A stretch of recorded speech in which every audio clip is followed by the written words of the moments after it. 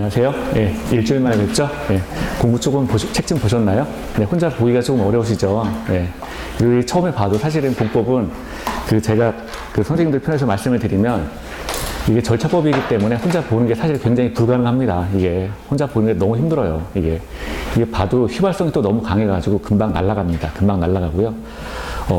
그리고 또 과목의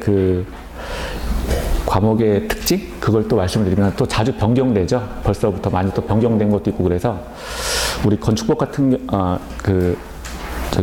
앞에 일정 부분은 이제 책 안 보고 넘어간 부분도 있고 한데 이제 개정되는 부분들도 많죠. 그래서 좀 혼자 보기가 좀 쉽지가 않으세요. 그런데 이제 계속 그래도 같이 아침에 이제 오프라인 수업이 좋은 게 수업 나와가지고 계속 같이 보시면 결국에는 머리에 들어오거든요. 머리에. 그래서 2달에 한 번씩 그냥 1회독 하시면, 네. 그 정도만 하시면 충분하시고요.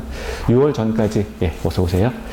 6월 전까지 이렇게 쭉 보시면, 벌써 그럼 3번 정도 보시잖아요. 6월까지만 해도, 예, 3번, 그러니까 2달에 한 번씩이니까 3번 정도 보시고 나면, 그 다음에는 이렇게 눈에 들어오실 거예요. 눈에 들어오시고, 7월부터 이제 본격적으로 문제풀이, 10월까지 문제풀이 하시면 충분합니다. 충분하시고. 공법은 절대 많이 맞히실 생각하지 마시고, 예, 16개예요. 16개. 근데 이제 운이 좋으면 이제 반타작 하면 되는 겁니다. 반타작. 그러면 이제 충분하세요.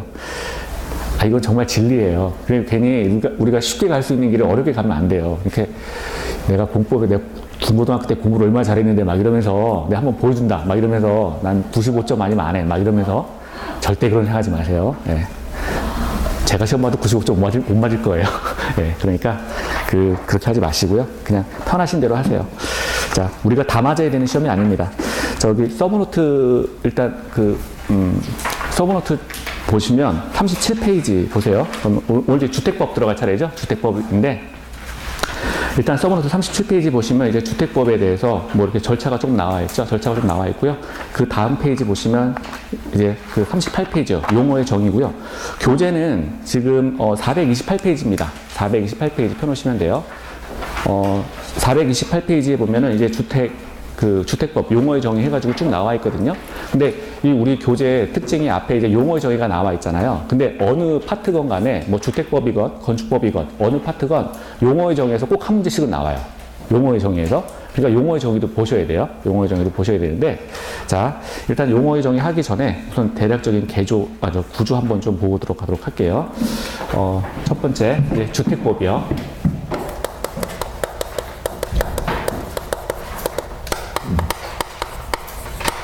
자, 428페이지.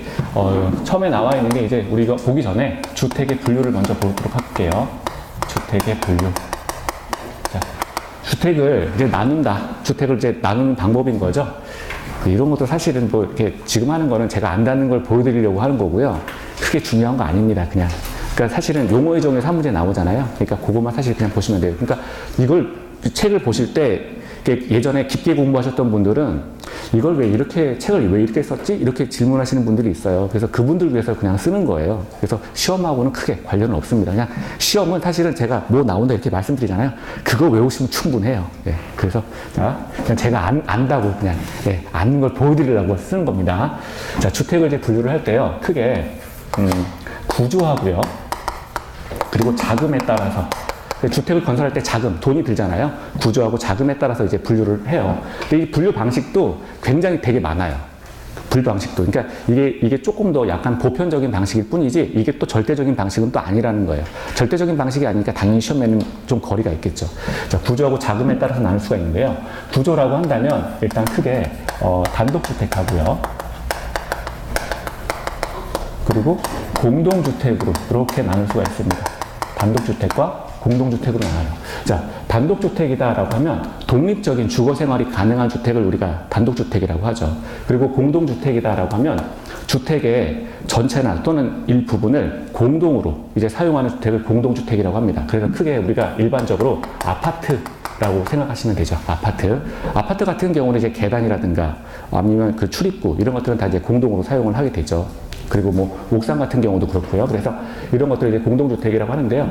단독주택 먼저 보면 단독에는 단독주택이 있고요.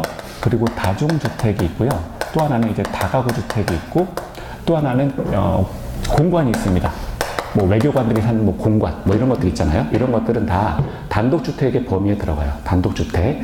자, 단독주택에 들어가는데, 단독주택 요거 이제 들어가기 전에,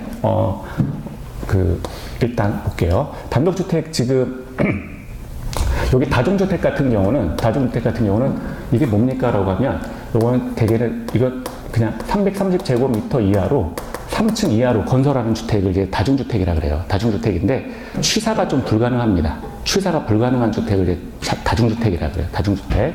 자, 그리고 이제 뭐 다가구라고 하는 거는 말 그대로 그냥 뭐 이제 출입문을 하는데, 그러니까 원룸이라고 생각하시면 되죠. 원룸이라고 생각하시면 돼요. 예, 어서 오세요. 예, 원룸이라고. 출입문을 하는데 이제 그 안에 가구가 여러 가지 있는 경우 이런 거는 이제 다가구 주택이라고 하고 이제 공간까지 해서 단독주택이라고 볼 수가 있습니다. 저희 공동주택을 보면은요, 여기에는 크게 이제 아파트가 있고요. 그 다음에 연립이 있고 다세대가 있습니다. 다세대가 있고, 자, 그리고 기숙사가 있습니다. 기숙사. 그래서 공동주택 크게 아파트, 연립, 다세대, 기숙사 이렇게 볼 수가 있는데요. 자, 아파트하고 연립, 요런 거, 연립과 다세대 구별, 요거 하나 볼게요. 아파트 같은 경우에는 5층 이상입니다. 5층 이상. 제가 화살표 위로 하는 거는 이상이에요.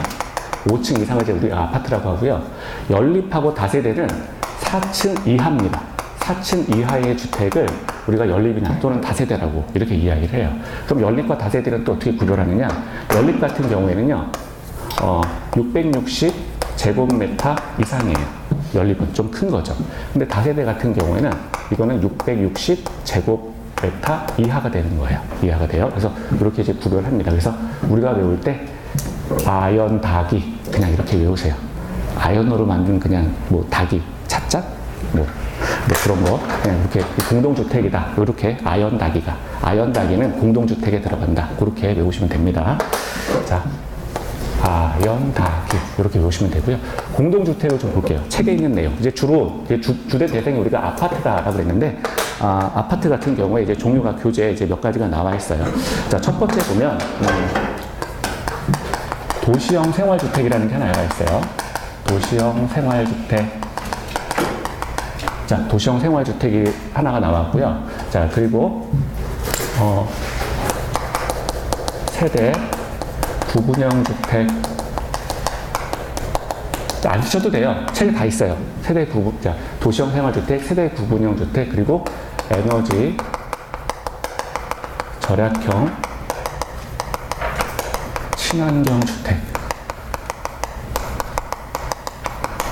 자, 그리고 장수명 주택. 사람 이름 같죠? 예, 장수명 주택. 뭐 크게 이렇게 요런 정도의 이제 아파트가 있다는 것. 이게 다 아파트의 이름이에요. 아파트의 이름입니다. 이제 그럼 볼게요. 도시형 생활주택. 아파트의 종류 가운데 이제 도시형 생활주택이라고 분류할 수 있는 것들이 있는데요.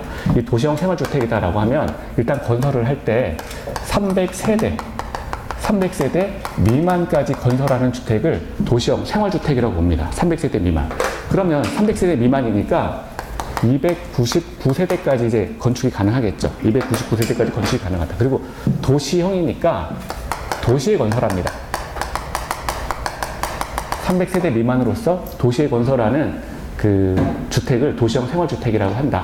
자, 그리고 세대 구분형 주택이 있어요. 세대 구분형 주택. 자, 요거는 뭐냐면 내부 구조를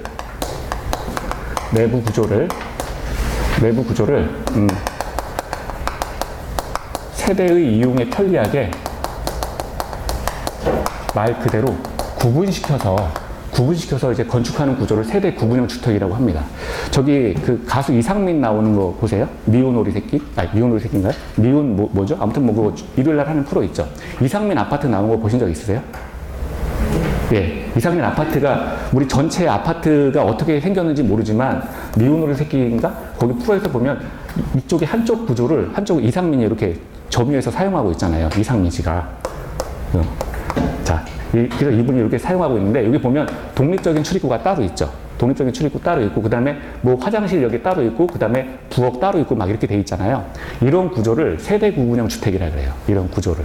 그럼 이쪽에는 주 출입구가 따로 있을 거란 말이에요. 그리고 여기도 물론 이제 욕조나 뭐 화장실 따로